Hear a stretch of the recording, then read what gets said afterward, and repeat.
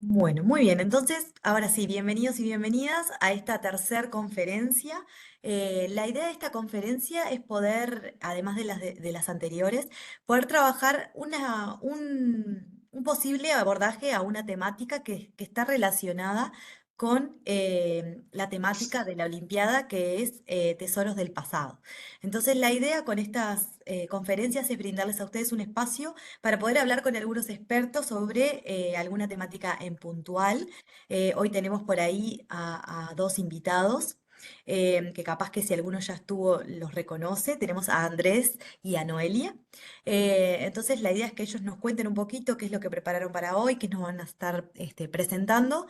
Y como les decía, es poder indagar un poquito más sobre alguna temática, es para poder investigar en torno a ciertos contenidos o temas que por ahí nos pueden llegar a interesar para poder volcar a ustedes después en sus proyectos en torno a la Olimpiada de Robótica, Programación y Videojuegos de Ceibal. ¿Tá? Por acá me presento, Valentina, de parte del equipo de robótica, y también estoy acompañada de mi compañero Francisco, que anda por ahí. Así que cualquier cosa, ya saben, vamos a estar acá también, eh, atendiendo todo lo que tenga que ver con los comentarios del chat o cualquier cosa que surja. ¿Sí?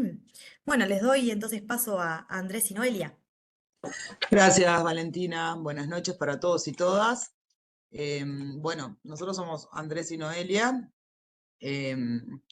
Somos investigadores de la Universidad de la República, en particular del Centro Universitario Regional Este.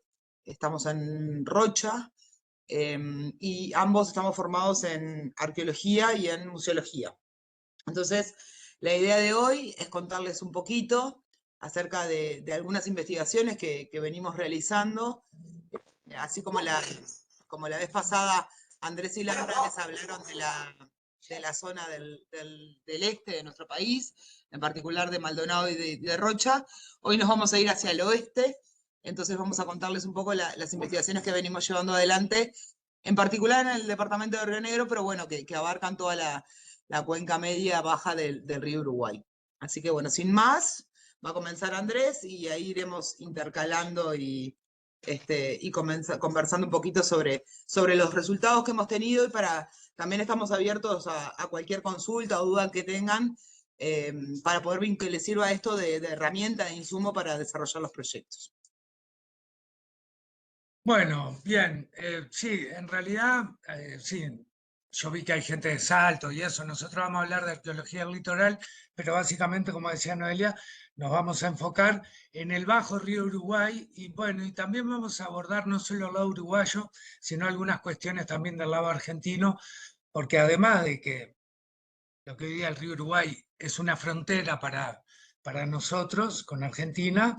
En tiempos prehispánicos no era una frontera, era algo que unía los territorios mediante dispositivos de navegación, era una vía de tránsito, era una vía de comunicación, una vía de comercio. Entonces, bueno, además de que nosotros tenemos un convenio suscrito con CONICET Argentina, entonces estamos con un equipo de arqueólogos argentina trabajando de ambos lados, ¿verdad? Bueno, dicho esto, un poco comenzar con cómo construimos el conocimiento, cómo construimos cuáles son nuestras fuentes de información. Bueno, en primer lugar, un pilar de la construcción del conocimiento son los conocimientos de locales, los conocimientos de las comunidades que habitan los lugares donde nosotros estudiamos, ¿no? Entonces ahí se nos puede ver realizando trabajo de campo con, con personas del lugar, con pescadores, con productores rurales, con gente de los pueblos. Por ejemplo, ahí estamos haciendo un mapeo colaborativo de sitios arqueológicos, bueno, que ellos brindan, además que nosotros les damos información y le damos el conocimiento que aprendemos académicamente, pero ellos tienen un conocimiento también muy valioso, que es parte de los intercambios y nos lleva a construir un nuevo conocimiento, ¿verdad? Eh, bueno, bien. Por otro lado, bueno, esto es clásico, el relevamiento de antecedentes, ¿no? Todo, la ciencia es algo que se construye ladrillo sobre ladrillo, entonces no podemos evitar de revisar todo lo que se produjo anteriormente, ¿no? Y esto implica las publicaciones que se han hecho, científicas o por parte de aficionados a la arqueología, porque la arqueología es una disciplina bastante nueva en Uruguay. La carrera se forma en el 76 y los primeros egresados son del 80, o sea, se puede decir que la arqueología profesional en Uruguay es desde 1980, pero anteriormente hubo mucha gente que realizó, como vemos ahí, excavaciones, trabajos. Entonces, bueno, parte de lo que tenemos que hacer también es recuperar toda esa información inédita, fichas de campo, fotografías de otras investigaciones que han hecho precisamente estas personas antes de que existiera la arqueología científica. Bueno, por otro lado, otro pilar muy importante son las colecciones arqueológicas, que son un tipo de colección científica, ¿no? Que existen colecciones privadas, ¿no? Como pueden ver en la imagen de la izquierda, y también colecciones públicas que a veces fueron formadas por aficionados a la arqueología, pero que no por eso son menos importantes, pero que hoy día, al estar en reservorios públicos, por ejemplo, el caso de la derecha es René Boreto de Fray Ventos, que realizó muchos trabajos entre los años 60 y 80, y esa colección pasó a conformar el Museo Municipal de Historia Natural de Río Negro, que bueno, que luego se desmanteló, pero bueno, ahí también le haremos un poco la historia de esa colección, un poco más adelante. Bueno, luego todo lo que tiene que ver con el trabajo de campo, ¿no? Las prospecciones que hacemos, las recorridas para identificar, para ver los sitios, para ver cómo se distribuyen los materiales en superficie, pero muchas veces también estas prospecciones implican que tenemos que hacer algún sondeo y bueno, y luego algunos de esos sitios que tienen mayor potencial científico o que le queremos hacer preguntas que no podemos contestar solo con la observación superficial de materiales, ahí realizamos las clásicas excavaciones arqueológicas, ¿no? Como se ve, bueno, es un proceso minucioso, que las piezas se van dejando las más grandes en planta y se hace una recuperación, un registro tridimensional de esos materiales, porque cuando nosotros excavamos los sitios arqueológicos, es bueno decirle que los estamos rompiendo también, o al menos esas partes que excavamos, entonces tenemos que hacer todo ese registro, bueno, todos los sedimentos son tamizados para recuperar hasta el más mínimo objeto, ¿no? Más pequeño. Bueno, y un poco entrando ya en las sociedades prehispánicas que habitaron las zonas del Bajo Río Uruguay y de las cuencas interconectadas del Uruguay-Paraná, vamos a hablar un poco de cómo ocupaban el espacio, cómo usaban el territorio, en qué lugares hacían sus campamentos, y los distintos tipos de registros que se van generando en los distintos lugares, ¿verdad? Parece, no sé qué me dice. Bueno, me saltó un cartel de web que le parece algo, pero no sé, me parece que le parece mal, discúlpame.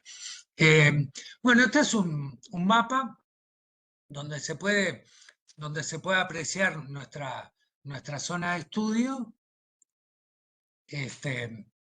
No sé si ven el cursor, creo que sí. Todos los sitios acá del lado uruguayo, pero un montón de sitios del lado argentino, que no están todos, ¿no? Yo solo puse algunos, pero un poco. Y estos sitios todos tienen una cronología entre 2000 y 300 años antes del presente. ¿Por qué dirán? Tampoco, por ejemplo, la gente que de Salto, en Salto sí, acá arriba hay registros de, bueno, ahora están mucho bajo el embalse de la represa de Palmar, pero ahí hay registros desde los primeros americanos, de hace 10.000, 12.000 años. Bueno, el tema de esto está relacionado con lo que vimos en la conferencia pasada, de que hace 5.000 años el mar subió, ¿no? Luego de la última glaciación empezó a subir, a subir, a subir, y hace 5.000, 6.000 años subió a cota 5, y básicamente todo lo que ven en ese rojo o anaranjado más oscuro, fue, fue inundado por las aguas del océano, o sea, todo el estuario, esto que estoy mostrando acá era todo estuario, ¿no? Eso hace 5.000 años. Luego el mar comenzó a bajar y esos territorios quedaron disponibles. Entonces, estas sociedades que nosotros estudiamos en estas unidades del paisaje más bajas, evidentemente no es que no hubo nadie anterior al 5.000, es que la gente, los restos y los sitios de la gente que ocupó ese lugar quedaron sepultados por muchos metros de sedimentos entonces son, digamos que están inaccesibles, ¿verdad? Entonces acá un poco lo que observamos en esas distintas nomenclaturas es que estos grupos indígenas que habitaron entre el 2000 y el 300 antes del presente, básicamente se establecían en los albardones. Para la gente del río sabrá qué es, no me voy a detener mucho en explicar qué geoforma es un albardón. En cordones arenosos, que justamente es arena del estuario, que queda disponible cuando el mar sube, luego al bajar. Esa arena se removiliza por el viento, forma dunas, y como es un sustrato muy permeable, son buenos lugares para habitar. Por ejemplo, ahí hay menos mosquitos, en fin, porque son lugares que drenan mejor, que son más secos. Como verán, hay muchos triángulos de esos amarillos, porque es sobre todo el lado uruguayo, porque es un lugar que recurrentemente estos grupos indígenas eligieron para asentarse. Y después hay otro tipo de sitio que tiene que ver más parecido a lo que vimos para el este, para el tema de los cerritos de indios, que son sitios ya que tienen acumulaciones intencionales de sedimentos. O sea, todos los sitios están en formas elevadas del paisaje, pero a veces en estos que le llamamos montículos, pueden ser montículos enteramente construidos, o en algunos casos son elevaciones naturales que por la propia ocupación humana, ir depositando residuos y cosas ricas en materia orgánica, en fin, generan que se vayan sobrelevando esos unidades. Entonces, un poco para mostrarles estos tres tipos de sitios, ahí tenemos cordones arenosos, esto es el sitio Posito, le llamamos, que está ahí cerca del arroyo Caracoles, ahí la estancia Caracoles y la estancia Los Ranchos, es en el Rincón de las Gallinas, y un poco el registro que aparece en superficie. Después vamos a ver un poco mejor qué es lo que hay adentro, ¿no? O sea, enterrado en esos sedimentos. Los albardones, que son estas geoformas que se forman por acción fluvial, ven, este es uno sobre la boca del Río Negro, un sitio que tiene 1900 años, y otro, por ejemplo, en las islas, que también fueron ocupadas, la isla del Vizcaíno, ahí también viene la desembocadura en el delta del Río Negro, aunque como ven, hay una elevación ahí, pero que es natural, a veces no del todo natural, porque el hombre al habitar ahí la modifica y las hace crecer un poco más. Y luego tenemos unos sitios que nuestros análisis sedimentarios y eso que Noelia ahora les va a contar, bueno, están indicando que ahí o fueron construidos o sobre una geoforma naturalmente elevada hay aportes de sedimentos que se sacan de los bañados, de las planicies adyacentes, ¿no? Yo ahí le pongo un poco el nombre de los sitios y qué cronología de ocupación tienen esos sitios, ¿verdad? Bueno, y para entender un poco cómo se forman estos sitios, ¿no? ¿Qué características tienen? Una de los abordajes metodológicos que tenemos es hacer análisis de sedimentos. Y ustedes pensarán, ¿por qué hacer análisis de sedimento? Bueno, porque a nivel pequeño, ¿no? Con esto, por ejemplo, a la derecha arriba, que estamos tomando muestras con este muestreador que es un martillo de percusión, básicamente, ¿no? Podemos sacar eso que está un poquito más abajo, que son muestras encapsuladas, es decir, tener una secuencia entera. Si ustedes ven de la izquierda hacia la derecha, ven cómo se aclara el sedimento. Y eso después, o la imagen que está a la izquierda, cómo se toman pequeñas cantidades de sedimento de algún perfil de la excavación. Eso después se lleva al laboratorio y tiene distintos procesos de análisis. Por un lado, podemos hacer un análisis, por ejemplo, de composición, es decir, ver qué cantidad de arena tiene, qué cantidad de limo, qué cantidad de arcilla, qué cantidad de material cultural. Cuando me refiero a material cultural, es artefactos que construyeron, hicieron las comunidades originarias, que son bien pequeños, que los miramos a lupa y podemos identificar, por ejemplo, la presencia de pequeños desechos de alimentación, como por ejemplo restos de pescado, que eso lo vemos más allá de que a nivel macro, cuando estamos excavando, lo podemos ver, a nivel micro generalmente es lo que más se identifica. ¿Tá? Todo esto porque también otra parte del análisis sedimentario que tiene es hacer una batería de análisis geoquímicos, que bueno, que a partir de las propiedades justamente químicas del suelo, podemos indagar qué contenidos de nutrientes tienen. Hacemos estudios, por ejemplo, de fósforo, y eso nos permite y nos ha permitido distinguir a los sitios arqueológicos, en particular a estos montículos o estructuras, sean o no sean construidas intencionalmente, por sus altos contenidos del fósforo, por ejemplo. El fósforo es un nutriente, que como todos sabemos, pero que ha tenido la particularidad de mantenerse en estos suelos por más de 2000 años. Si nosotros hacemos un análisis de fósforo en cualquier campo de nuestro país, generalmente de fósforo disponible, que es la técnica de Bray 1, generalmente los resultados van a estar entre 20 y 40 partes por millón, esa es la unidad. En cambio, si hacemos un análisis de los suelos antropogénicos, como le llamamos nosotros, porque son suelos que han sido modificados o construidos por las personas, este valor se nos va a veces hasta 1600 partes por millón. Quiere decir esto que estos suelos son sumamente fértiles, y una de las cosas que estamos investigando a través de estos análisis es la posibilidad de tratar de replicar estos suelos. ¿Para qué? Para poder hacer, por ejemplo, agricultura desde una manera más sostenible, ¿no? Es decir, sin la necesidad de agregarle más nutrientes a los suelos, que como todos sabemos, esos nutrientes que se aplican hoy en día terminan escurriéndose y llegando a los cuerpos de agua y, por ejemplo, generando cianobacterias. Bien, bueno, y esto es entonces para mostrarle un poco eso que le decía, o sea, eso que le decía, ¿qué está pasando? Alguien tiene un micrófono abierto, alguien me está haciendo eco, le pido a ver si lo puedo apagar, no sé quién es. Bien. Los perros me están complicando también, no me dejan concentrar.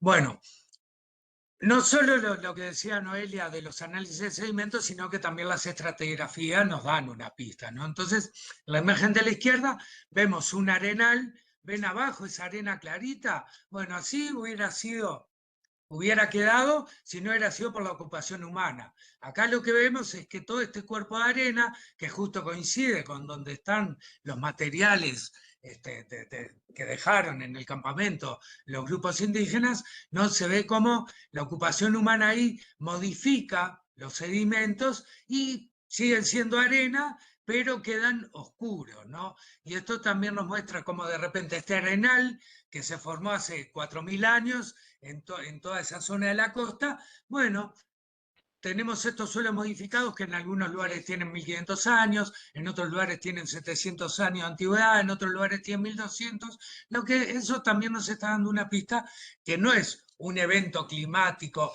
uno que cambiaron las condiciones, que se hizo más húmeda, que se desarrolló vegetación y que eso generó el suelo. No, aquí lo que generó este suelo fue la acción humana. Pero no deja de ser un depósito que originalmente era natural. Acá vemos en la del medio, vemos un sitio en el Bardón donde las distintas capas nos muestran distintas, digamos, crecientes del Río Negro, en este caso, que fue depositando distintos sedimentos y donde el hombre ahí fue ocupando y fue dejando sus materiales. Y en la imagen de la derecha, eso que parece una torta mil hoja, bueno, ahí se ve claramente un proceso de construcción humana, donde ahí esta estructura, ahí estamos viendo 2,5 metros de perfil, pero ese cerrito tiene 4,5 metros de altura y es toda la estratigrafía, es todo como se ve ahí.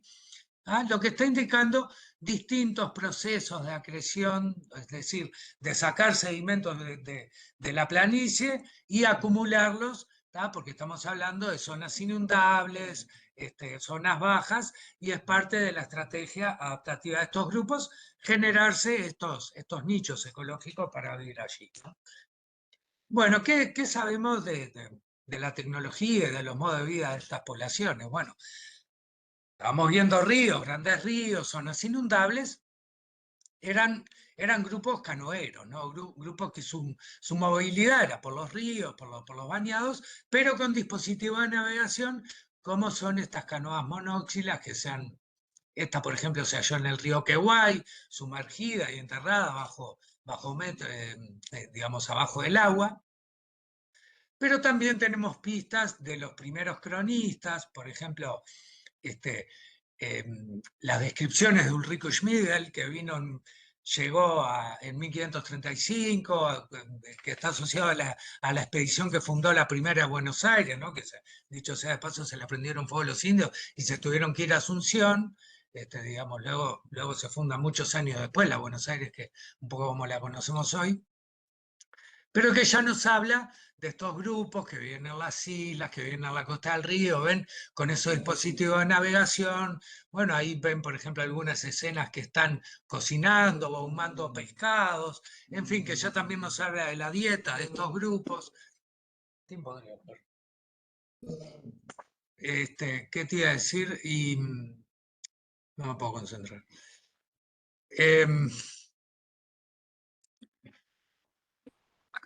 Y bueno, Y la dieta que estabas hablando.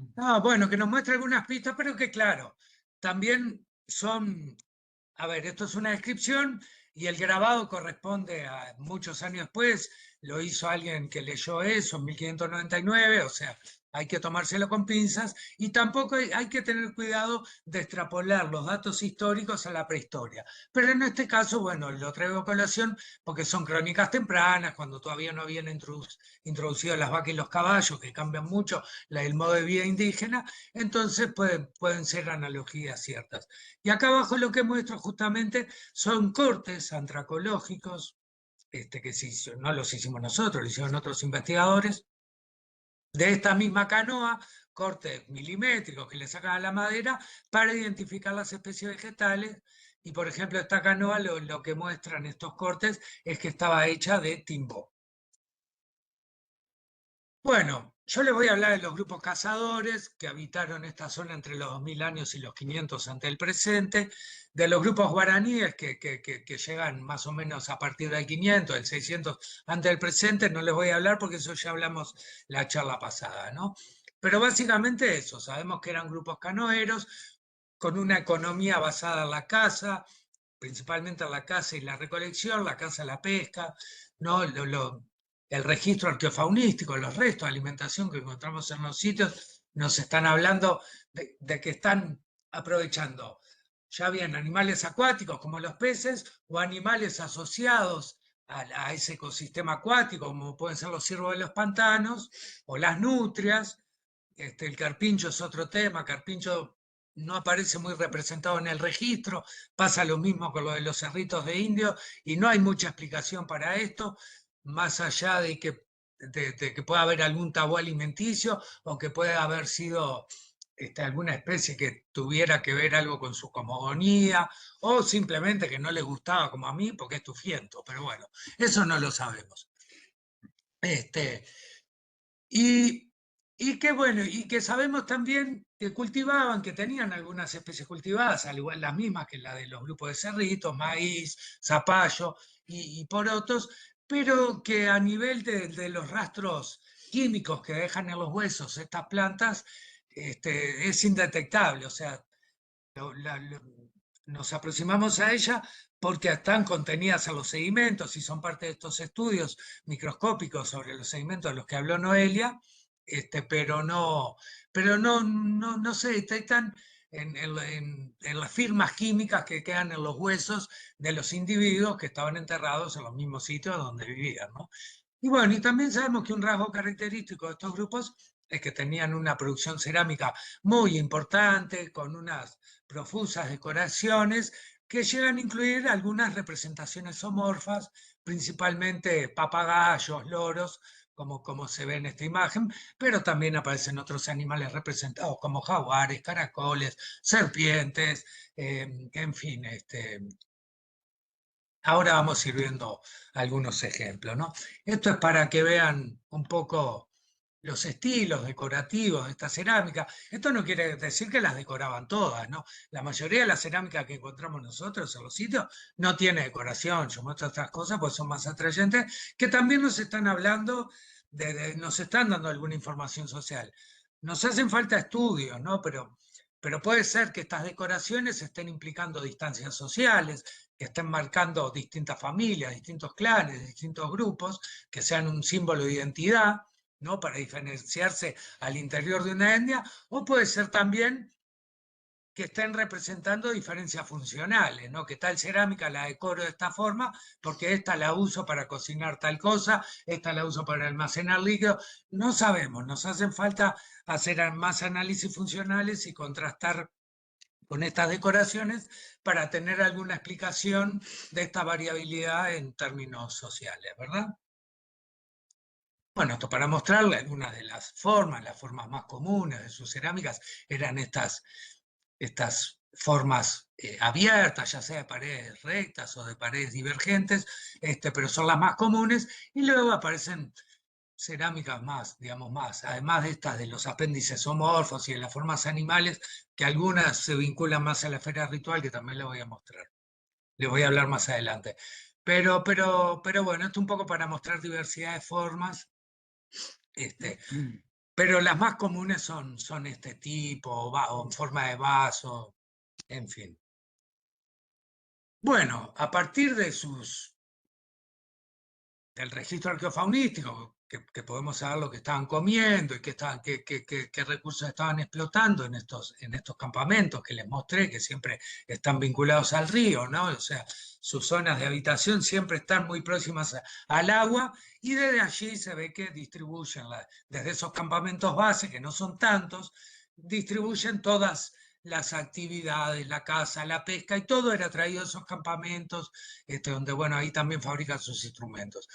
Entonces esto también nos habla un poco, su industria ósea y lítica, nos habla un poco de sus tecnologías de caza, de cómo procesaban a las presas, ¿no? Porque los cueros, no solo la carne, los cueros, las astas de ciervo, los cuernos, y los propios huesos de los animales que consumían, los usaban para hacer instrumentos para cazar esos animales precisamente, ¿no? Entonces vemos que hay un montón, estos grupos, no es común, las puntas de piedra no se hallan en estos sitios, fabricar las puntas más que nada de hueso, y también hay algún hallazgo de puntas de madera, lo que pasa es que la madera no se conserva tan bien, entonces son hallazgos muy excepcionales, pero vemos como con los huesos largos, principalmente de los cervios y de los ñandú, animales adaptados a la carrera, hacían las puntas, distintos tipos, como ven, de puntas sobre astillas, sobre los huesos cortados, o sea, puntas de canal, puntas ahuecadas, hacían sus punzones para perforar cuero, distintas cosas, agujas, bueno, estos son punzones y puntas hechos con el tibio tarso del ñandú, que es un hueso muy largo, muy duro y muy apto. No sé si recuerdan de la clase pasada que le hablé de la tecnología de los lanzadardos, y que les dije que en el litoral, que en el este solo encontramos las puntas, pero que en el litoral también se habían encontrado los ganchos. Bueno, estos son los ganchos de esos propulsores, que están muy estandarizados, están hechos sobre la taba del ciervo de los pantanos. Estos son arpones de puntas separables, un arpón visto en distintas vistas, ¿no? De puntas separables, porque acá iba la ven que tiene la muerte como si fuera un anzuelo, y acá en esta ranura iba atada una cuerda, para cuando lo clavo en el pescado, retiro el palo y con la cuerda lo traigo. Y después algunos artefactos hechos sobre astas de ciervo, que no se sabe esto muy bien para qué servían, pero es un fenómeno mundial, porque este tipo de artefactos han sido, por ejemplo, identificados por primera vez para el Paleolítico europeo, para un periodo que le llaman el Musteriense, ¿no? Y bueno, y luego también todo el uso que hacían de herramientas líticas para moler recursos vegetales o las harinas de pescado, para afilar las puntas, ven acá, afiladores, las puntas de hueso, imagínense, se tallan, se quiebran, pero luego se cortan con los cuchillos de piedra que tienen acá, pero luego hay que afilarlos. Herramientas que podrían ser para romper los cocos de butiá, que se dice, pero también pueden haber sido utilizados para curtir los cueros, bueno, las famosas boleadoras, tenemos ñandú, boleadoras, bueno, todo. Y este tipo de artefactos que son lenticulares, que se llaman la arqueología, que no son otra cosa que piedras de onda. Y lo que vemos aquí a la derecha es un hallazgo excepcional de un sitio ahí en Campo Morgan, en el Rincón de las Gallinas, que un aficionado famoso, Maeso, encontró en los años 50, encontró esta cuerda de fibra vegetal torneada, lo cual, bueno, ¿Por qué lo muestro? Porque acá vemos cómo son las distintas tecnologías de captura que tenían y a qué distancia funcionaban. Desde cosas de contacto, como las redes, los arpones, o las lanzas de mano, pueden ser. ¿Tá? Que aquí también hay herramientas que son para la caza, otras que son para la guerra, y otras, o sea, para la defensa de los territorios, y otras que eran usadas para ambas cosas, ¿no? Las lanzas, boleadoras, el atratel y el dardo, el arco y flecha, y la onda, que es la que tiene mayor alcance. Sí, me están apurando, disculpen. Aquí, bueno, otra de las cosas que queríamos comentarles, que esto también está registrado para los cerritos indios, es que estos grupos humanos, a diferencia de lo que de lo que se piensa popularmente, tenían perros, ¿no? Tenían perros. Seguramente este hecho de que los perros que tenían los indios eran los que habían traído los españoles, deriva de una crónica ay, no me sale el nombre, Fernández, creo que Fernández Oviedo, un cronista que para la zona del Paraná menciona eso, ¿no? Bueno, pero a nivel arqueológico se está viendo que no, que el perro que se origina hace 33.000 años, digamos, las primeras evidencias tienen más de 30.000 años, que se sabe por datos genéticos que deriva del lobo euroasiático. Todos los perros, hasta los bulldog francés que vemos ahora, llevan un lobo en su interior, ¿no? Aunque parezca mentira. Entonces ya entran, el perro, perdón, el perro ya entra cuando el hombre entra por ver y nace, bueno, las distintas oleadas migratorias, ya entró. Entonces sabemos que hace 10.000 y entre 10.000 y 8.500 años ya estaba en Norteamérica y bueno, esto es un estudio que hicimos nosotros a partir del hallazgo de diversos perros en todo el cono sur sudamericano. Estos son los sitios donde provienen los perros, pero bueno, un poco queríamos concentrarnos en esta región, ¿no? Para mostrarles un poco cómo eran estos perros, de qué se trata, ¿no? Y estos perros, lo que sabemos nosotros es que en esta zona los más antiguos tienen 1.750 años, o sea, ya de larga data, ¿no? De los primeros momentos de estos grupos humanos hasta 550 años. Bueno, estos son algunos de los hallazgos que se han hecho. Algunos aparecen así, enteros, otros aparecen más fragmentarios, pero tenemos restos de aproximadamente 30 perros en toda esta zona del cono sur sudamericano, y cada vez siguen apareciendo más y siguen apareciendo más, lo que cada vez estamos viendo que era algo más común, que seguramente en todos los campamentos estos tenían perros. Lo que pasa es que había un problema de cómo identificarlos, se confundían con los zorros, en fin.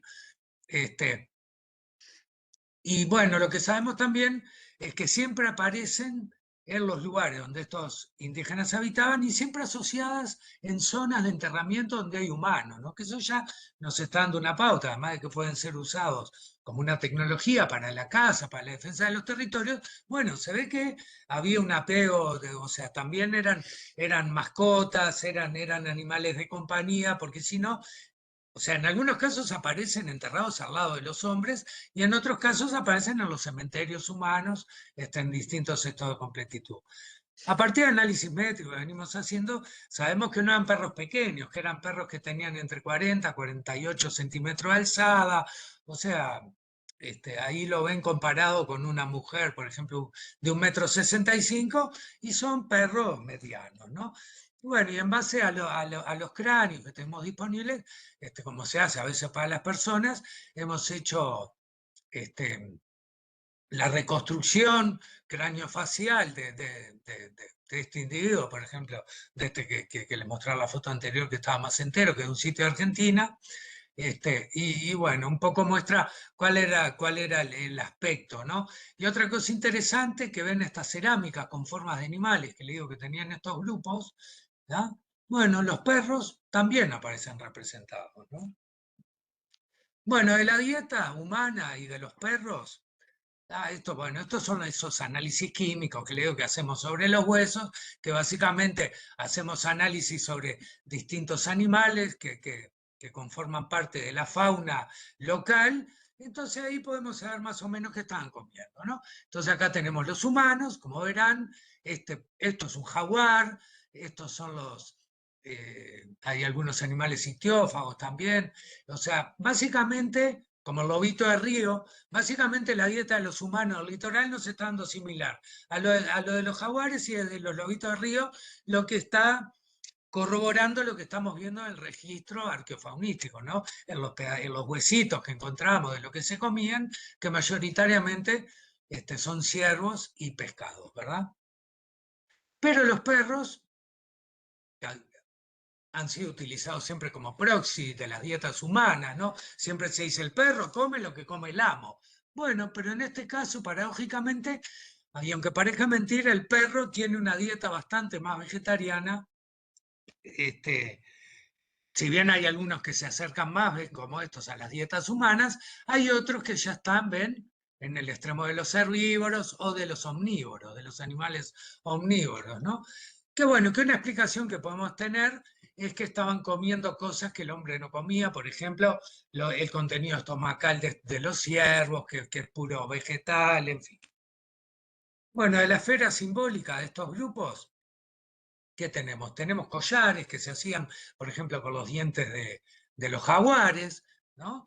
Que, y yo pongo esta foto de unos grupos de Mato Grosso, de los Bororo, ¿no? Que se ve cómo utilizan pendientes hechos con dientes de jaguar, que paradójicamente pongo esta foto porque son mujeres, ¿no? Porque esta como la arqueología y bueno, la ciencia en general es un poco patriarcal, siempre las interpretaciones dicen, estos son objetos suntuarios del cazador, el cazador hombre que cazaba la presa. Bueno, como verán, no necesariamente tiene que ser así y el dato etnográfico así lo está probando, ¿no? También tenemos collares que siguen en los colmillos de los propios perros, collares que se hacían o cuentas con caracoles que eran del océano, o sea, estaban trayendo cosas de la costa atlántica o intercambiando con grupos de la costa atlántica. Y esta red de intercambio a grandes escalas territoriales se observa también en la presencia de estas placas de cobre que aparecen con los muertos o de estas cuentas verdes que está probado por estudios que se han hecho que provienen de la zona andina, ¿no? O sea, y hay otros, por ejemplo, caracoles que aparecen acá en La Paloma o en la costa de la provincia de Buenos Aires, que llegan hasta la zona preandina, ¿no? Entonces, estamos viendo que hay objetos de valor que son usados seguramente como moneda, como los espondilus en el Pacífico, que están circulando hacia un lado y hacia el otro, bidireccionalmente, pero en proporciones muy pequeñas porque son objetos de gran valor. Otra de las tecnologías de señalización que tenían, ¿no? De señalización costosa, se habla, porque están transmitiendo un mensaje a partir, ¿no? Como la señora que se pone oro o el hombre que se pone un Rolex, está queriendo transmitir un mensaje. Bueno, esto es más o menos lo mismo, ¿no? Y tenemos estos tembetá que usaban estos grupos, que los hemos encontrado en los sitios, se han encontrado en los sitios arqueológicos, que no son otra cosa que unos piercing, unos adornos labiales, como vemos acá en la foto, que a diferencia de los guaraníes, que estaban hechos de resina de tembetarí, por eso el nombre tembetá, o de cuarzo, de piedra, estos están hechos con moluscos de agua dulce, los famosos diplodon, estas almejas negras, con nácar, que todos las habrán visto alguna vez, que habitan estos grandes ríos, ¿no? Bueno, y hay otras cerámicas, como les decía, estas cerámicas que están vinculadas a lo ritual, estas campanas troncocónicas o campanas que tienen forma de animales, como esta que es interpretado como un búho porque tiene orejas, pero bien puede ser también un mamífero, ¿no? Que no tienen fondo, que no tienen base, que tienen orificios acá arriba, y aquí, bueno, y que siempre aparecen también recurrentemente asociadas a los enterramientos humanos, ¿no? O estas miniaturas, ¿no? Que también fueron interpretadas a veces como que eran cosas que hacían los niños o las niñas para practicar, pero que no, que estamos viendo que algunas sí son medias, tienen fallas de fabricación o de cocción, pero otras están perfectamente hechas por una mano experta y lo que está indicando que están simbolizando algo y que aparte se está viendo que estas miniaturas, esta por ejemplo que tiene una representación de un caracol, este, o al menos eso creemos, que están asociados con los entierros humanos, ¿no? Y esto es otro aspecto que nos habla de las cosas que están con el muerto, que nos habla de su vida, ¿no? Como este hombre que tiene un par de caracoles terrestres, en este caso, un megalobulismo, si tiene una serie, bueno, piedras con hoyuelo, boleadoras, en fin, y otros casos como esto es un niño, Arasati, que fue hallado con decenas de cuentas hechas en este caracol, de Urosalpins que le digo, que es de agua salada, o sea, no es del ambiente ni estuarino ni fluvial, y que bueno, viajó muchos kilómetros, o sea que también nos está indicando eh, que no solo los ajuares y todo no solo tienen que ver con el carisma, con la trayectoria o con la herencia, sino que también pueden estar asociadas a niños y bueno, son cosas que tenemos que explicar mejor. Daniel. Bueno, y ahora para continuar en este ratito que nos queda, y capaz que le sacamos unos minutos más de lo establecido, queríamos contarle un poco el trabajo que se realiza a partir de las colecciones que existen o que se han generado y que por distintas cosas han quedado abandonadas, ¿no?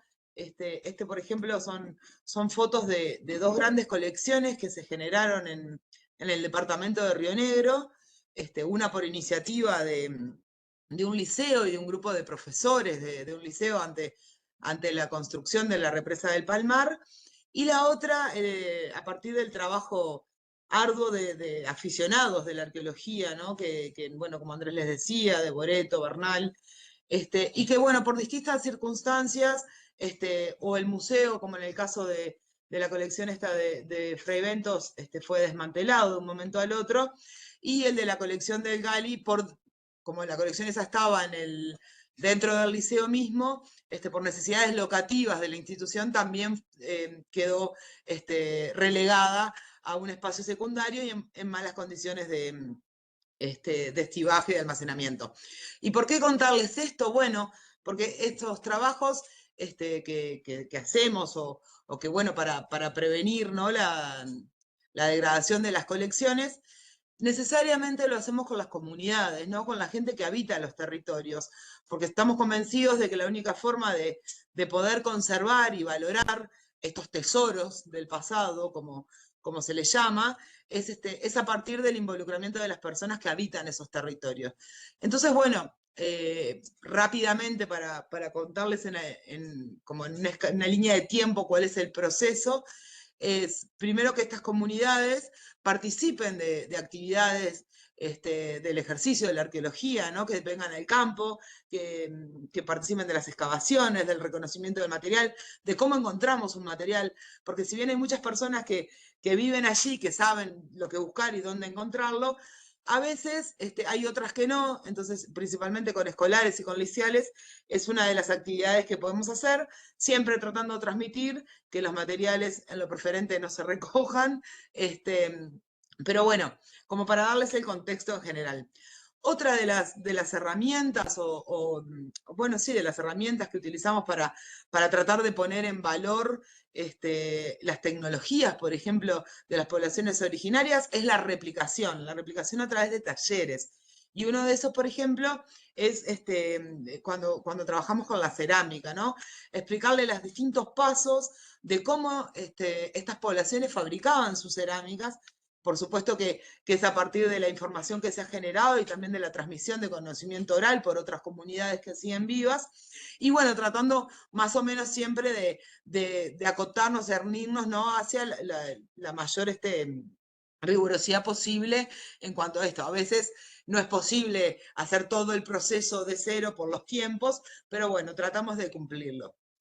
Otra más allá de la cerámica, como Andrés les mostraba, también otra de estas instancias consiste en hacer talleres experimentales con tecnología lítica, ¿no? Con energías con tecnologías de caza, de fabricación de sistemas de propulsión, como son, por ejemplo, el arco y la flecha, el lanzadardos, enseñarles cómo emplumar, ¿no? Un dardo, cómo van las plumas, explicar por qué las plumas van de esa manera, cuál se usa, qué mitad se usa, y después probarlas. Y en esto también hacemos unas especies de olimpiadas, ¿no? De tiro al blanco, que también permiten ahí aunar otro montón de conocimientos, ¿no? O sea, más allá de llevar adelante y hacer en sí misma las piezas o estos arcos y flechas, hay otras, la física está involucrada, la aerodinámica está involucrada, entonces como también una gestión, en una integración más de distintos saberes. También nos pasa que las boleadoras nos quedan enganchadas en el cable de la luz y eso tratamos de ahora evitar un poco seguir con esos ejercicios. Y después de este trabajo previo, fue, por ejemplo, en este caso, que con gurises del liceo pudimos ordenar estas colecciones, ¿no? Porque claro, al ellos fabricar una punta de flecha, por decirlo de alguna forma, o cualquier otro instrumento, era más fácil que entendieran qué se desprende cuando rompo una piedra o choco una piedra contra la otra, ¿no? ¿Qué es la forma que sale? Entonces, así nos permitió que ellos pudieran identificar las distintas tipologías que nosotros manejamos en la arqueología y como está en la foto de la derecha arriba, hacer grupitos, ¿no? Que caractericen tipológicamente las piezas. Entonces, bueno, por ejemplo fue en Nuevo Berlín, fue un proceso bastante largo, como los procesos de patrimonialización que llevan su tiempo, pero bueno, ahí intervino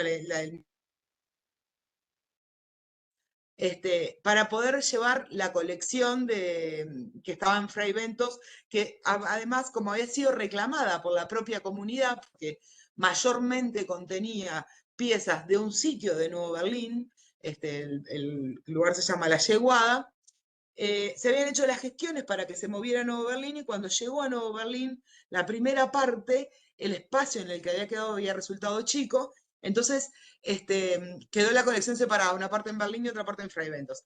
Luego finalmente se terminó de unir, se pudo poner en ese lugar y hoy en día se concretó un espacio museográfico que bueno, con sus virtudes y sus no virtudes, está disponible, la colección está disponible, la gente lo puede ir a visitar, y consideramos también bien importante que hay gente local que está atendiendo al público, ¿no? Que la recibe, y es un centro en el cual las personas de la comunidad siempre están recurriendo para intercambiar información, para acercar piezas que siguen apareciendo. Entonces, no sé, Andrés, esto que acá se trancó.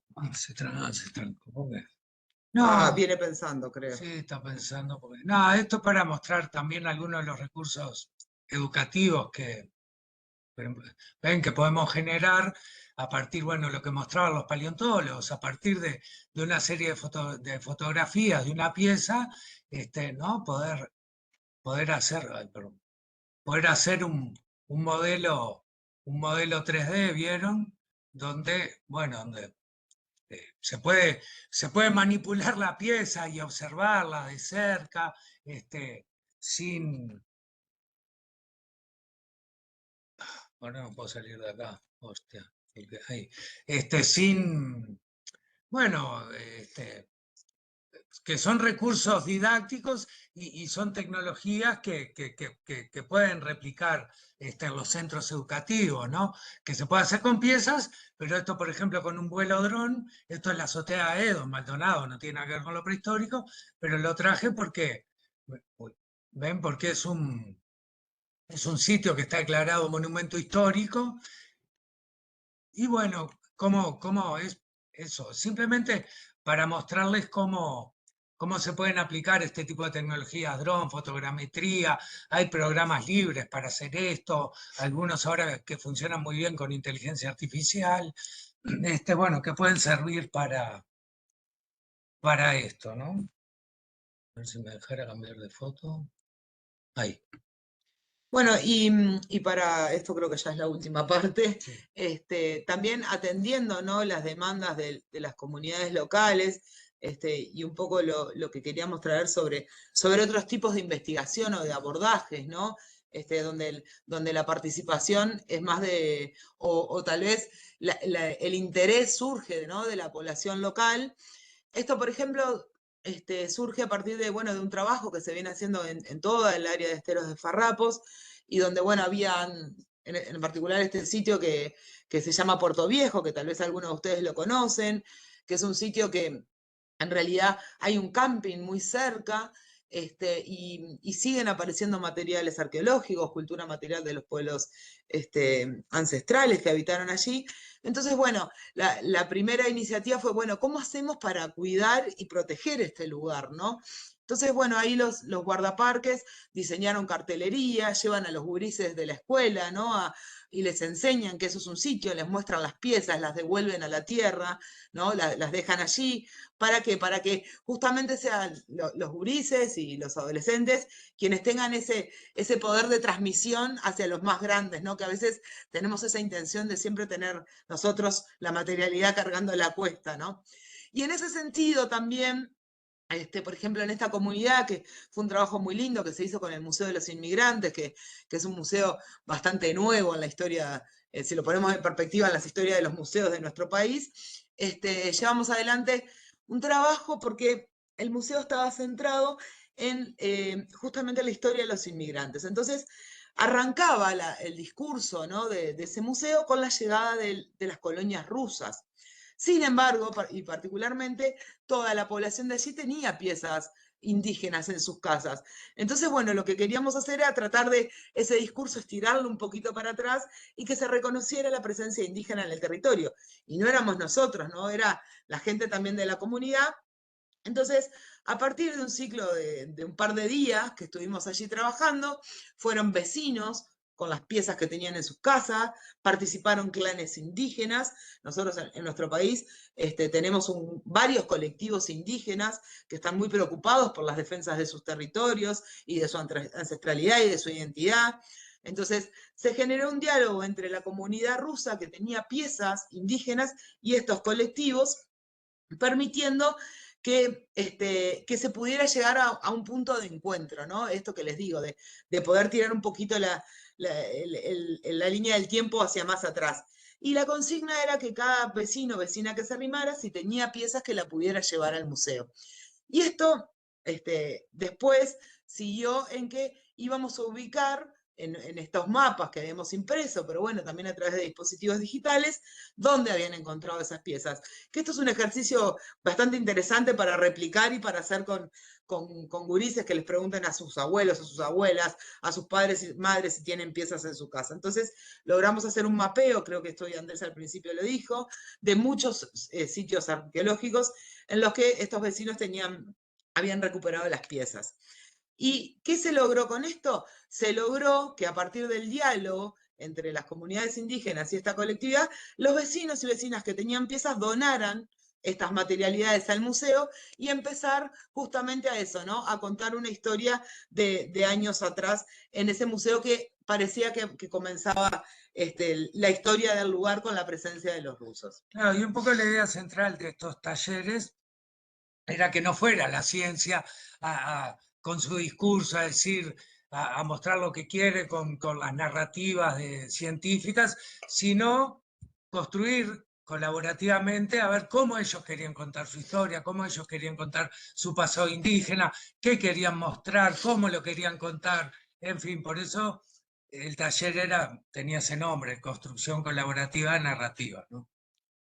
Y también en esto que les decíamos hoy, ¿no? De trabajar con las comunidades locales, ¿no? Y de poner como la arqueología bajo los ojos, o sea, el trabajo más académico, científico, directamente con las personas involucradas, participaron de estas actividades de campo distintos colectivos indígenas, en este caso el clan Guaitacé, y ahí está puesta, que después si quieren la pueden leer, una reflexión que hizo el propio clan Guaitacé Charrúa acerca de su vínculo con la comunidad rusa, que realmente fue sumamente positivo. Y para ir cerrando un poco, otro de los puntos que venimos abordando ahora ya desde esto que les decía Andrés, ¿no? de cómo construir, qué contar cuando estamos en un museo, porque para salir de eso, ¿no? de los discursos impuestos y abrir la oportunidad que las personas que vivimos o que nos identificamos con este pasado seamos parte de la construcción de estos discursos.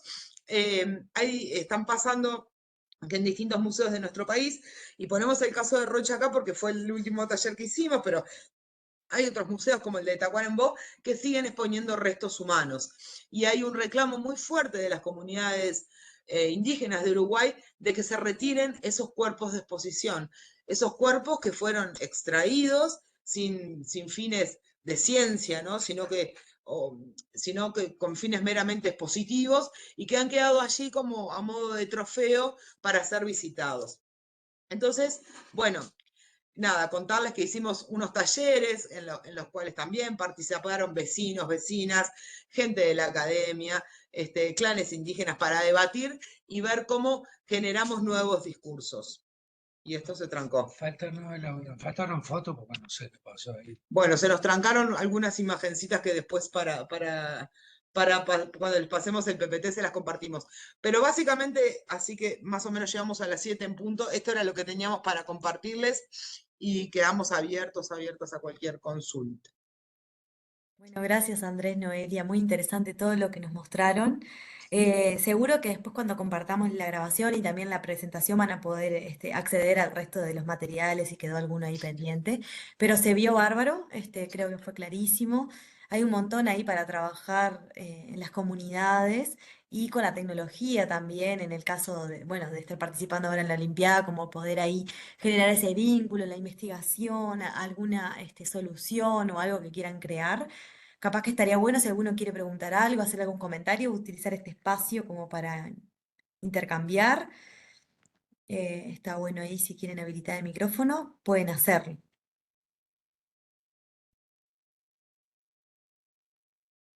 A ver si... Andrés, Noelia, Alicia es mi nombre, ¿qué tal? Me Hola, pareció Alicia. súper interesante, me encanta. Bueno, un debe, que yo quise ser arqueóloga, pero bueno, Oh, era como tú decías, un debe, un debe. Bueno, tengo otra rama además de maestra, pero bueno, me quedó en la duda que se habían encontrado perros, tú decías, ambos decían, se han encontrado perros y ¿qué otros animales se han encontrado con restos humanos enterrados? ¿Se han encontrado algún otro? Es decir, porque tú hablabas del perro domesticado, el perro de compañía, el perro, pero ¿se ha encontrado algún otro animal sin ser el perro? Sí, bueno, moluscos, por ejemplo, moluscos tanto de agua dulce como agua salada que vienen de otro lado, que no dejan de ser caparazones de animales que Claro. estuvieron vivos en algún momento. eh, y, y bueno, y después aparecen, sí, objetos. Bueno, en el caso de los cerritos ha aparecido en algunos casos zorros, pero ahora de hay un memoria. caso bien particular de un enterramiento de un cerrito de indios que aparece con dos mandíbulas de zorro asociado. Eso es como muy Claro. emblemático. Y ya después para el lado de Argentina, en esto que les decía Andrés, ¿no? Que son grupos, los mismos grupos, ¿no? La frontera que tenemos hoy no estaba Claro. antes. Sí, sí. Han aparecido otros animales también. Sí, hay una mujer, por ejemplo, que apareció, estaba enterrada con las piernas abiertas y entre las piernas tenía un cráneo de carpincho. Que bueno, Mira, que eso también nos está hablando por eso, ese simbolismo que tenía es ese eso. animal, que quizás por ahí esté también la explicación de por qué no aparece como un animal consumido.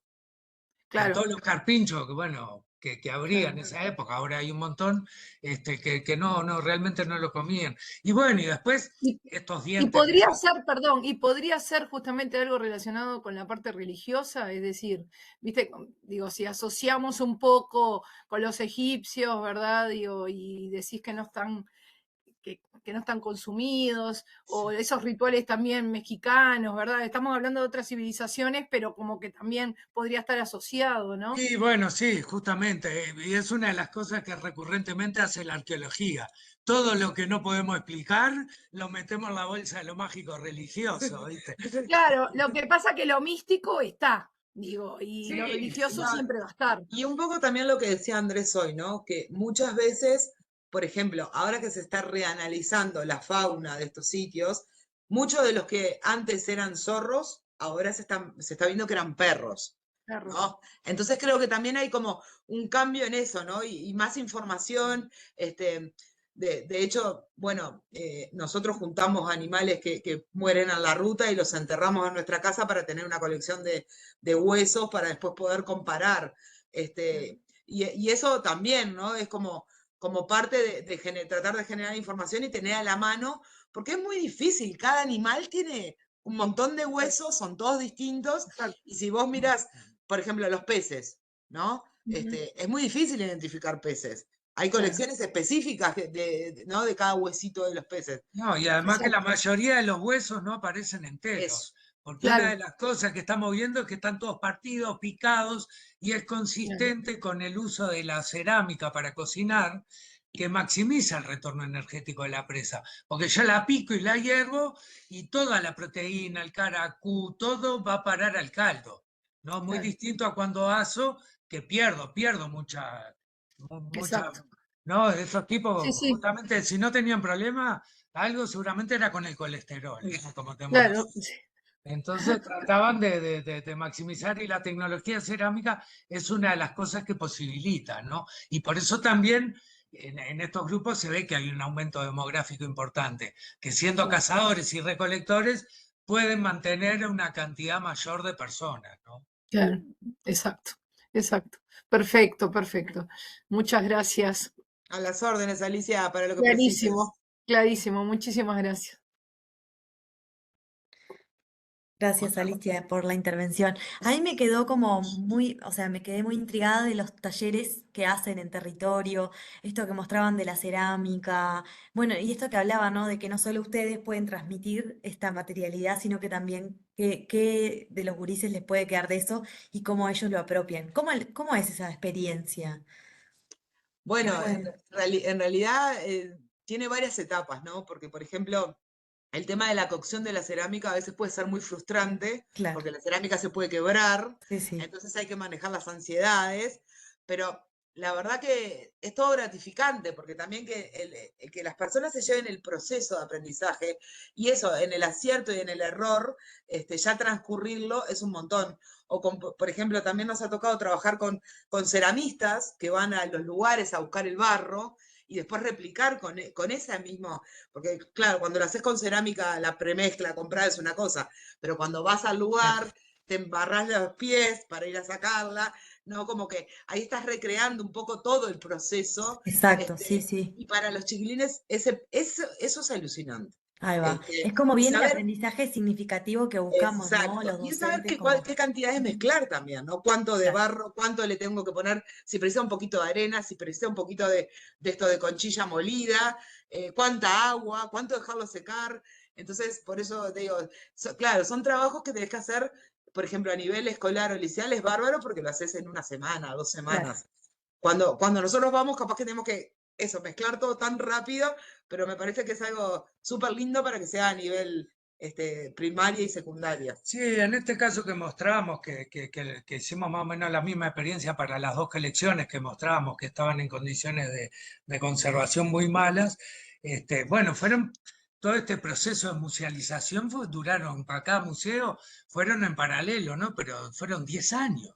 Ujú, Entonces no solo tuvimos tiempo de trabajar, porque íbamos a ordenar la colección, sino que hasta algunas veces pudimos trabajar con distintas generaciones de liceales y de escolares. Y bueno, y mantener ese proceso en el tiempo realmente fue muy gratificante, si bien a veces frustra demorar tanto para llegar al fin, pero bueno, pero eso también para las poblaciones locales, además de que esta forma de aprender es buena, por eso les hace el clic, y después son los principales defensores de ese patrimonio claro. y los principales custodios, ¿no? No, y nos pasó también de arrancar con gurises que tenían 15 años y hoy en día son padres, madres, ya fueron a la facultad, volvieron a sus comunidades. Mm, Entonces, claro, no es que seamos tan viejos y viejas, pero es como que ves todo ese proceso, sí, ¿no? claro, Y claro, se está siguen buenísimo. acordando de esa compartida, porque claro, fueron muchos días. Entonces, bueno, si queremos hacer mella en defender estos tesoros del pasado, hay que hacer procesos, eso, institucionales, largos, sostenidos y con amor sobre todo. Bueno, está buenísimo eso que nos dicen, porque justamente la temática va desde ahí y creo que un poco esto también ustedes pueden lograr en sus comunidades a través de la Olimpiada y bueno, trabajando un poco más con la tecnología desde el lugar que quieran y puedan, ¿no? Con el enfoque ahí. Cuando mostraban lo de la vasija en 3D y todo eso, ¿qué tecnología usaban? ¿Qué software? ¿Es un software o es...? Bueno, básicamente eso lo hicimos Hay unos protocolos para cómo sacar las fotos, Bien, pero básicamente vos ponés la pieza, la dejás quietita, no podemos ver la pieza, porque después no te alinea bien las fotos, claro. y le haces fotos de todos los ángulos. Es muy artesanal. Varias vueltas Bien, así alrededor de perfecto. la pieza. Ujú, ¿Tá? Y después nosotros eso lo procesamos con un software buenísimo. que es pago, que es caro. Pero yo les paso el dato que hay una aplicación que funciona muy bien con videos, que no hay que hacer 200 fotos, alcanza con filmar la pieza todo alrededor, y que trabaja con inteligencia artificial, que se llama Luma AI, que lo pueden usar la computadora, pero también está la app para el celular. Entonces uno graba con el celular, eso lo manda ya a un servidor y te devuelve el modelo quedan alucinantes. Eso está buenísimo. Y pueden hacerlo de cualquier objeto. Después otra experiencia se me está viniendo a la mente, un poco relacionado con esto y que no tiene que ver con arqueología, que es que en un momento tuvimos un proyecto con los de Bellas Artes de relevamiento de todos estos diseños y técnicas decorativas de la cerámica, y después ellos hicieron un proyecto para desarrollar fuentes tipográficas. Fuentes de Word, por ejemplo, o Qué de genial. Illustrator, ¿viste? Que sean los diseños decorativos, o no sé, se me Claro. ocurre que está, viste que se pueden sacar Sí, ideas sí, para obvio, llevarlo tomar al como, otro lado. como del pasado algo para poder intervenir, por ejemplo, en el presente también, ¿no? Exacto. Desde los patrones hasta el arte, bueno, un montón de cosas que se pueden tomar para diseñar también. Eso está buenísimo, ¿no? Como revalorizando ahí el patrimonio y, por ejemplo, no sé, generando una estampa nueva con algo, que intervenís, por ejemplo, no sé, algo, una prenda o un Sí, incluso artículo. yo no sé si siguen usando el tema de las impresoras 3D. Sí, claro, Este, sí, sí, sí. porque eso la otra vez también hablábamos con una colega, ¿no? De imprimir, yo qué sé, puntas de flecha, por ejemplo, ¿no? Ujú, Y que sea, no sé, un llavero, por ejemplo, para tener, exacto, ¿no? sí, sí, sí. Como ese tipo de cosas bueno, que todos queremos tener o no, y bueno, y está hoy la tecnología para tener una réplica, en donde sí, la unidad, la original, tenerla resguardada y Ujú. en cierta forma accesible a todos. Pero bueno, no sé. Podemos seguir en los sensores físico-químicos también, si vamos a estudiar los temas del suelo, por ejemplo, Por el agua. o del agua, o de la composición de la cerámica. Está Por suerte, buenísimo. igual tiene un montón, los drones, bueno, ni que Sí, hablar, sí, claro, sí, sí, tiene sí. un montón Está de puntos. buenísimo todo eso que comentan. Ahí, Fran, no sé si Sí, ibas a a mí decir. me quedó una duda para Andrés y Noelia. Muy A interesante ver, la charla, por sí. Gracias. Bueno, ¿cómo cambió o tanto la cuenca del río Uruguay en tan poco tiempo? Porque, o sea, ahí me puse un poco nervioso. ¿Qué factores provocaron esos cambios? Se nos Y va si es Noelia. posible que cambie no, tanto en tan poco tiempo, porque en realidad no es Pero tanto tiempo, ¿no? lo que pasa es que básicamente el fenómeno es cuando hay glaciación, hace frío. El agua se concentra en los casquetes polares, ¿no? Los mantos polares. Por ejemplo, la última glaciación en Norteamérica cubrieron, que está más cerca del polo, el continente, y en Europa cubrieron hasta la mitad de Estados Unidos de hielo. ¿Ah? Y todo ese hielo que está en los polos, en el polo sur, en el polo norte, es agua que le va a faltar. Entonces ahí el nivel del mar baja. Y cuando el clima se acaba, la glaciación, que eso tiene que ver con las variaciones en los parámetros orbitales de la Tierra, ¿tá? Hay 3 parámetros orbitales de la Tierra que van cambiando cada 100.000, que tienen ciclos de 100.000 años. ¿Tá? Entonces eso que nos enseñaron en la escuela de las 4 glaciaciones, no. Sí. Por ejemplo, en el cuaternario fueron 25. El problema es que en esa terraza de Alemania, que las vieron en estratigrafía, vieron 4, vieron las últimas 4. Las otras 21 no la vieron porque estaban, no sé, estarían enterradas o no quedaron los registros. Pero bueno, entonces cuando el clima se empieza a calentar y se acaba la glaciación, que en este caso tiene que ver con la extinción de los litodontes, de los megaterios, de los caballos que vivían acá en América, todo lo que nos hablaron los paleontólogos en la primera charla, se empiezan a derretir los hielos de los polos, entonces el nivel del mar empieza a subir y sube en toda la Tierra. sea, no es un fenómeno mundial. Esto está registrado, lo hablamos en la clase pasada con Laura, para las lagunas costeras, la laguna de Castillo, por ejemplo, que quedó como un golfo conectada con el océano. Y en este caso, claro, del lado de Argentina inundó un montón. Del lado uruguayo no inunda tanto porque tenemos otras geologías distintas. Si uno ve del lado, bueno, eso se nota cuando uno pasa el puente ahí de Fraiventos. Uno para llegar a Gualeguaychú, ¿cuántos kilómetros de ruta hace por casi que son pantanos? Una cosa baja, plana, y de repente Plic sube y ahí ya está, llega a Gualeguaychú. En cambio, en el río Uruguay, las barrancas están pegadas al río, ¿no? Todos deben haber estado en Fraiventos, vieron lo que son las barrancas que hay ahí en la costa. O sea, ahí la subida y la bajada del nivel del mar no quitó tanta superficie de tierra, porque, ya te digo, eso es, bueno, si subió hasta cota 5, inundó cota 5 en el mundo entero, ¿me entendés? Son fenómenos globales. Capaz que lo de las fechas. ¿Cuándo fue eso? Que se fue. Decilo, eso. No, que yo no sé si capaz que lo que no quedó claro es que estábamos hablando nosotros de grupos que habitaron hace 2000 años y el cambio este es anterior. ¿No? Eso capaz que ahí fue que se armó el entrevero. Cuando Andrés habló de que eso era un gran estuario y que estaba inundado, fue en el Holoceno Medio, hace Claro, 5000 porque años. cuando llegan los primeros americanos, el mar estaba en menos 90, o sea, menos 90. O sea, ahí correría un hilito de un río y había megafauna y había indios cazando la megafauna hace 10.000 años, pero al subir el nivel del mar, ahí eso se entierra por metros, decenas de metros de sedimentos, que esos sitios es imposible encontrarlos, imposible. Entonces sí, por eso los sitios antiguos aparecen más en la zona de Paysandú, de Salto, porque hasta ahí el mar no influyó en la inundación. Todos los grupos que estaban viviendo al lado del río Uruguay, o lo que eran las islas, la isla arriba, del medio y de abajo, que ahora están abajo del embalse de la represa de Salto Grande, ahí se encontraron sitios de 11.800 años antes de que construyeran la represa. Pero claro, pero ahí no influyeron esta variabilidad ambiental que está vinculada a la variabilidad climática, esos territorios no los afectó. No sé si quedó clara la respuesta. O Sí, más sí, entrevero. sí. Gracias. No, perfecto, perfecto. Muchas gracias. Habrá que seguir estudiando, les digo la verdad. Sí, sí, Pero tienen un está montón muy de interesante. Es conocimiento como que para a uno le abre compartir. puertas como para seguir investigando. Sí. Está buenísimo. Bueno, si alguien más quiere hacer algún comentario o tiene alguna pregunta, está bueno ahí aprovechar a Andrés y Noelia. Si no, podemos ir cerrando el espacio igual. Este,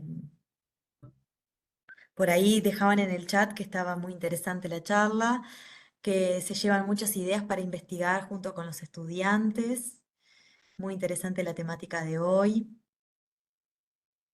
Bueno, y estamos a las órdenes. A nosotros nos encanta ir a los centros y sobre todo si son públicos y gratuitos, nos encanta ir bueno, a compartir esto presencialmente y bueno, y hacer quizá alguna actividad también como las que mostramos. Y si no, vamos a Ceibal, a hacer los talleres y que vayan todos Buenísimo. para Ceibal. Bueno, buenísimo. Entonces, desde este lado, Muchas agradecerles gracias. nuevamente a Andrés, a Noelia. Mira, ahí les dejan un comentario. Lo vimos además, Sí. Rocío.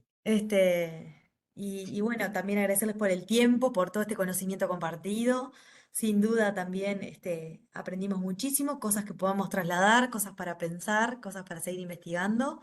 Em, Les vamos a compartir la grabación a los compañeros y bueno, nada, quedamos a disposición por si tienen alguna otra consulta o algo que quieren hacerle llegar a Andrés y Noelia, también podemos. ¿Tá? Bueno, yo quiero, perdón, vale, quiero Sí, sí, aprovechar a sí. agradecerle al equipo de Ceibal por la oportunidad, por la buena disposición siempre. La verdad que es el segundo año que hacemos las charlas con ustedes y la verdad es un placer trabajar con el equipo de Ceibal. Muchísimas gracias. Bueno, una alegría entonces nosotros también poder formar parte de estas charlas, porque aprendemos desde este lado, así que más que agradecidos también. Y bueno, agradecerle a los docentes también por haberse sumado, por estar este ratito compartiendo. Sabemos que también tienen muchas cosas para hacer, así que gracias. Y bueno, nos veremos próximamente en algún otro encuentro. ¿Sí? Bueno, un Gracias. saludo. Muchísimas Chao, gracias. chao. Muchas gracias a todos, que pasen bien. Chao, Alicia. Gracias. Chao, Alicia. Chao, que Muchas pasen lindo. gracias.